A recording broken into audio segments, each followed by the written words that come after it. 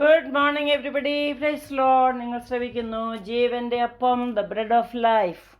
എല്ലാവരും സന്തോഷമാണോ? എല്ലാവർക്കും ഈ വചനം അനുഗ്രഹപ്രദമാണോ? നമുക്കറിയാം, എല്ലാവരും ആമേൻ പറഞ്ഞ് റിസീവ് ചെയ്യുന്ന എല്ലാവർക്കും നന്ദി പറയുന്നു. അവർക്ക് വേണ്ടി സ്പെഷ്യൽ പ്രെയർ ഉണ്ട് ഗ്രൂപ്പിൽ ആമേൻ പറയുന്നവർക്ക്. So kingdom of God is so good, so important. യേശു ദൈവരാജ്യം സ്വർഗരാജ്യത്തിൽ നിന്ന് വന്നതാണ്. അതുകൊണ്ടാണ് ഈ സ്വർഗരാജ്യത്തിന് ഇത്രയും ഊന്നൽ, ഇത്രയും ഇമ്പോർട്ടൻസ് കൊടുത്ത് പ്രസംഗിക്കുന്നത്.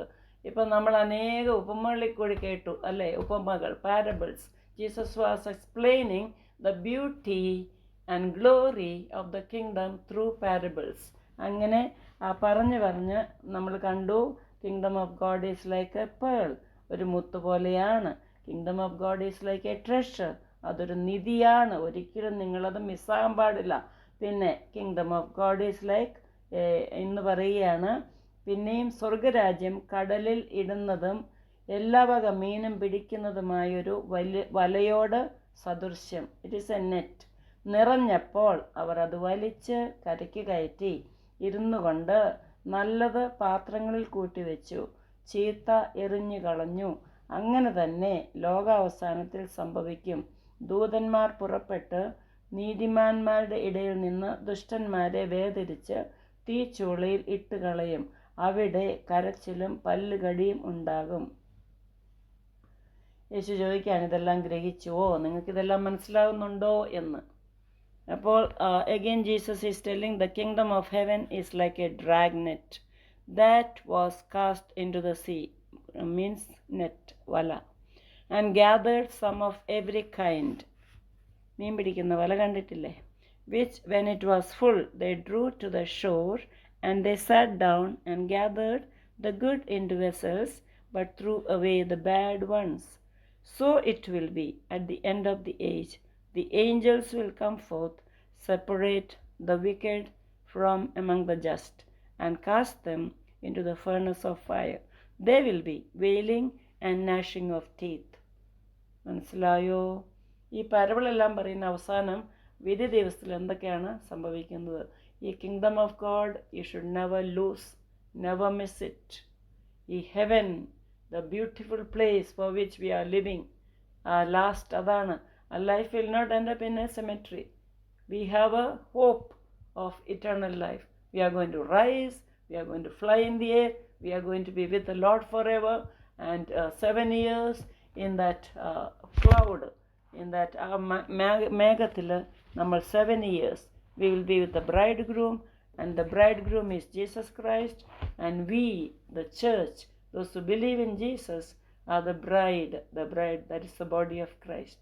അങ്ങനെ ഒരു വലിയ ഒരു സ്പിരിച്വൽ മാരേജ് ഉണ്ടാകും അവിടെ. എന്നിട്ട് പിന്നെ യുഗായുഗം നമ്മൾ ആ ദൈവത്തോടു കൂടി ജീവിക്കും. There's N ever lasting life. ചിലർ പിന്നെ വേറൊരു ജീവിതം ഉണ്ടാകും, പട്ടിയായിട്ട് ജീവിക്കുക, അങ്ങനെയുണ്ടോ പുനർജന്മം? അതൊന്നുമില്ല. ബൈബിളിൽ പറയുന്നത് സത്യമാണ്. You believe the God of the Bible, the living God who died for you, he shed blood for you, and he washed you through his blood and made you righteous. അത് ഏറ്റവും നീതിമാന്മാരാക്കി സ്വന്തം രക്തത്താൽ നമ്മളെ കഴുകി വൃത്തിയാക്കി കർത്താവിൻ്റെ പുത്രന്മാരും പുത്രിമാരും ആക്കി സ്വർഗരാജ്യത്തിന് അവകാശികളാക്കി. അങ്ങനെ ഒരു ജീവിതം ജീവിക്കുവാൻ എല്ലാവരെയും കർത്താവ് സഹായിക്കട്ടെ എന്ന് ഞാൻ പ്രാർത്ഥിക്കുന്നു. അപ്പോൾ സ്വർഗരാജ്യം കടലിൽ ഇടുന്ന വലയെറിഞ്ഞ് മീൻ പിടിക്കുന്ന അതിനോട് സദൃശ്യമാണ്. യേശു ശിഷ്യന്മാരുടെ കൂടെ, അവരെല്ലാം മുക്കുവന്മാരായിരുന്നേ, എപ്പോഴും അതെ ഈ പടകിലും പിന്നെ ബോട്ടും, അതായത് പിന്നെ ഒരു ദിവസം വലയെറിഞ്ഞു. ഈ ശിഷ്യന്മാർ പണ്ടേ തന്നെ ചെറുപ്പത്തിൽ തുടങ്ങി മുക്കുവന്മാരാണ്, അവർക്കറിയാം ഫിഷിങ്. പക്ഷേ കർത്താവില്ലാതെ ഒരു പ്രാവശ്യം അവർ മീൻ പിടിക്കാൻ പോയി. കർത്താവ് മരിച്ചു കഴിഞ്ഞ് ഉയർത്തെഴുന്നേക്കാൻ താമസം ഉണ്ടായല്ലോ. അപ്പോൾ എന്ത് ചെയ്തു ശിഷ്യന്മാർ? പത്രോസ് പറഞ്ഞു, നമുക്കെല്ലാവർക്കും മീൻ പിടിക്കാൻ പോകാമെന്ന് പറഞ്ഞു. അങ്ങനെ 7 പേര് let's go let's not forget our old profession എന്നും പറഞ്ഞ് രാത്രി മുഴുവൻ വലയെറിഞ്ഞു. എന്നിട്ട് എന്ത് സംഭവിച്ചു? ആ വലയിൽ ഒറ്റ മീൻ പോലും കയറിയില്ല. ഒറ്റ മീൻ പോലും കിട്ടിയില്ല അവർക്ക്. രാത്രിയെല്ലാം വലത്ത് വശത്തും ഇടത്ത് വശത്തും മുമ്പും പുറകിലും എല്ലാം ഇട്ടുകൊണ്ടിരുന്നു. രാത്രി മുഴുവൻ പണിതിട്ടും ഒന്നും സംഭവിച്ചു. എന്താ കർത്താവ് പറയുന്നത്? യേശു വന്നു. യേശു resurrected Lord came and he said cast the net on the right side എന്ന്. നിങ്ങൾ ആ വല വലത്തുവശത്തേക്ക് എറിയാൻ പറഞ്ഞു. അപ്പോൾ വലത്തുവശത്തേക്ക് ഇട്ടപ്പോൾ അവരനുസരിച്ചു. അവർ പറഞ്ഞില്ല he's a carpenter, why he's telling we are fishermen from the beginning. പക്ഷേ അവർ കർത്താവിൻ്റെ വചനം വാക്ക് അങ്ങോട്ട് കേട്ടനുസരിച്ച് വലയെറിഞ്ഞപ്പോൾ എന്താ പറ്റിയേ? വല നിറഞ്ഞ് അവർക്ക് വലിച്ചു കയറ്റാൻ പറ്റില്ല, അതുപോലെ നിറയെ മീൻ കിട്ടിയെന്നാണ് പറഞ്ഞ്. So Jesus was teaching on the dependency, how much we have to depend on the Lord. നമ്മൾ യേശു പറയുകയാണ് without me can do nothing അല്ലേ. യോഹന്നാന്റെ സുവിശേഷം 15:5 പറയുകയാണ്, എന്നെ കൂടാതെ നിങ്ങൾക്കൊന്നും ചെയ്യാൻ സാധിക്കില്ല എന്ന്.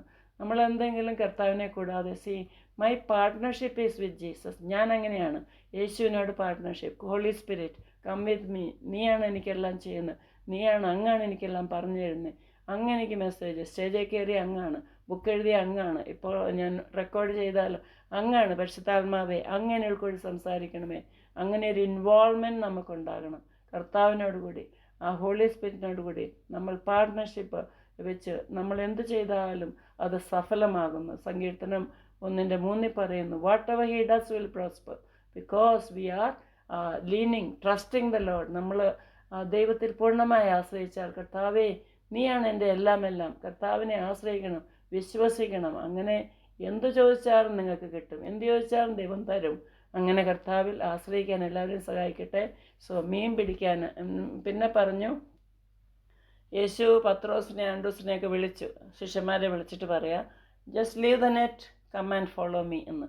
അപ്പോൾ അവരെല്ലാം ആ പടകും ആ നെറ്റും എല്ലാം വിട്ടിട്ട് യേശുവിനെ അനുഗമിച്ചു. അപ്പോൾ യേശു പറയാണ്, I will make you fishers of men, year after I will make you, നിങ്ങൾ മനുഷ്യമീനുകളെ പിടിക്കുമെന്ന് പറഞ്ഞു. അങ്ങനെ പെന്തക്കോസ്ത് ദിവസം അപ്പോസ്തല പ്രവൃത്തി 2-ാം അധ്യായത്തിൽ പത്രോസ് 11 പേരോട് കൂടി നിന്ന് എഴുന്നേറ്റ് പ്രസംഗിച്ചപ്പോൾ, പരിശുദ്ധാത്മാവ് വന്ന് നിറഞ്ഞു കഴിഞ്ഞ് പ്രസംഗിച്ചപ്പോൾ അറ്റ് ദി എൻഡ് 37-ാം വാക്യം അപ്പോസ്തല പ്രവൃത്തി 2:37 അവർക്ക് കുത്തുകൊണ്ട് ചോദിച്ചു, ഞങ്ങൾ എന്ത് ചെയ്യണം സഹോദരന്മാരെന്ന് ചോദിച്ചപ്പോൾ, നിങ്ങൾ പിതാവിൻ്റെ പുത്രൻ്റെ പരിശുദ്ധ നാമത്തിൽ സ്നാനമേൽക്കുക, അപ്പോൾ നിങ്ങൾക്കും പരിശുദ്ധാത്മാവിൻ്റെ വരം കിട്ടും എന്ന് പറഞ്ഞപ്പോൾ അന്ന് 3000 fishes fell into Peter's net. 3,000 fishes, men fishes, human fishes fell into Peter's net. അങ്ങനെ മനുഷ്യരെ പിടിക്കുന്നവരാക്കും എന്ന് മനുഷ്യ മീനുകളെ പിടിക്കുന്നവരാക്കും എന്ന് യേശു പറഞ്ഞു. അത് അപ്പോസ്തല പ്രവൃത്തി 2-ാം അധ്യായം തുടങ്ങി അവർ മനുഷ്യ മീനുകളെ പിടിച്ചു തുടങ്ങി. അങ്ങനെ സഭ വളർന്നു, miracles happened and so many every day God was adding people, men and women to the church. അങ്ങനെ നിങ്ങളെയും ദൈവം മനുഷ്യമീനുകളെ പിടിക്കുന്നവരാക്കട്ടെ. സ്വർഗരാജ്യം നിറയ്ക്കുവാൻ എല്ലാവരെയും സഹായിക്കട്ടെ. ഞാൻ ചെയ്യുന്നത് പോലെ, യേശു ചെയ്ത പോലെ, അപ്പോസ്തലന്മാർ ചെയ്ത പോലെ നിങ്ങളെയും ദൈവം ഉപയോഗിക്കട്ടെ എന്ന് പ്രാർത്ഥിക്കുന്നു. ആമേൻ.